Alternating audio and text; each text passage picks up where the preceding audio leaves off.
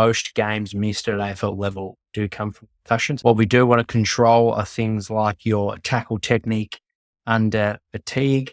Are you going head first, or are you driving with your foot and shoulder first? And what's your anxiety around contact? So making sure if your child is anxious around contact work, they're probably going to be fearful, they're going to be tense, if it's going to transfer into the game. And there's a bit of a feel out there with concussion experts that puts them at risk.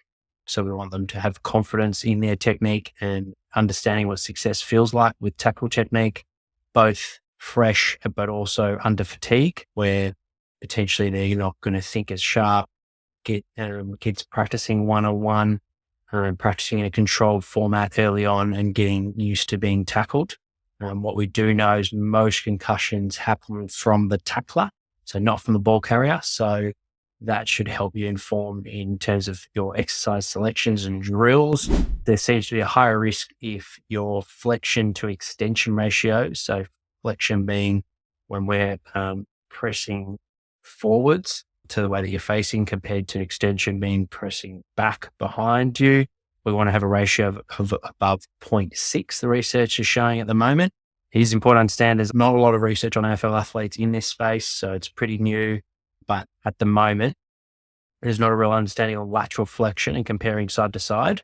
But there is a bit of a feeling there that your flexion to extension ratio, we need to be above 0.6 to give ourselves confidence that the neck is strong to be able to handle the forces of a 360-degree nature of the game of football. Obviously, when someone hits you, particularly behind or to the side, and you don't see it coming, it's instantaneous. So we want to make sure our neck is really strong at being able to develop forces rapidly, quick.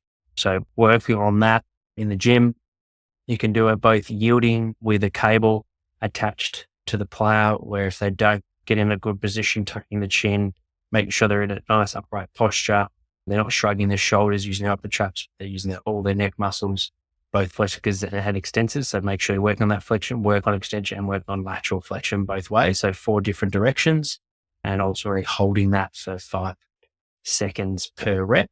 Or you can also do it overcoming as well to a strap, where you hit the same positions, but the athletes can more work on that rate of development, that rate of force, when there's not a cable pulling them back and they're not yielding. So work both qualities. We want strength. Obviously, we want strong neck, but also we want strong trunk, core strength in those positions. So I think looking at the whole body globally as well, it's certainly not going to hurt. It's only going to help to have good contact strength, but also for you to feel more comfortable in those uncomfortable situations of being in contact and ultimately working on your tackle technique. Like I said, the importance for coaches out there to expose their athletes to chaos, making sure that they're sharp with their reactions, and they're being able to be exposed to match intensity during the week, so they're more than ready to perform on game day. But also from a physical point of view, they've had that body contacts as well, those collisions in training. So they've kept that hardness up.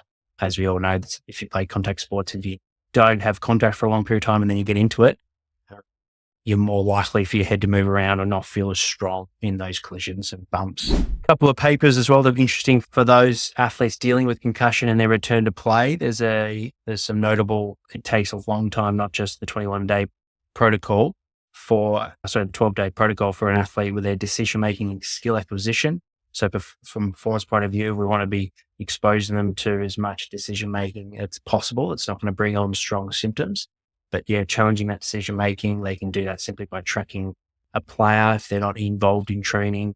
And then also you can use virtual reality-based systems now, technology, to be able to challenge that decision-making and doing reactive work to just get that decision-making process happening. And ultimately it's a skill. So if you don't use it, you lose it. So trying to bridge that gap of when an athlete's not training with a squad and they're just focusing on those cardiovascular progressions every 24 hours, whether it be from light to moderate to more high intensity conditioning. We can also be challenging them from a vestibular point of view. So that VOMS, vestibular ocular motor screening, there's a couple of good papers that I'll add in the show notes to get a better understanding of those. But if you're looking after athletes that are concussed, making sure we're challenging their VOMS early on and use that training for feedback and also to improve their reactivity.